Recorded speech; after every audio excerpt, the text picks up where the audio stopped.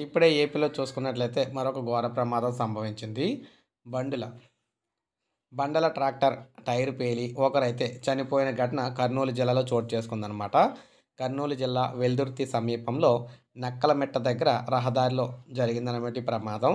ఓర్వకల్లు నుంచి వెల్దుర్తి పట్టణానికి బండల లోడుతో తెల్లవారుజామున వస్తున్న ట్రాక్టర్ టైరు పేలి మల్లికార్జున అనే యువకుడు అక్కడికక్కడే చనిపోవడం అయితే జరిగింది. మరో ఇద్దరు నాగేశ్వరరావు, కృష్ణలు గాయపడ్డారనమాట. గాయపడిన వారిని 108 అంబులెన్స్లో ప్రభుత్వం అయితే ఆసుపత్రికి తరలించారు.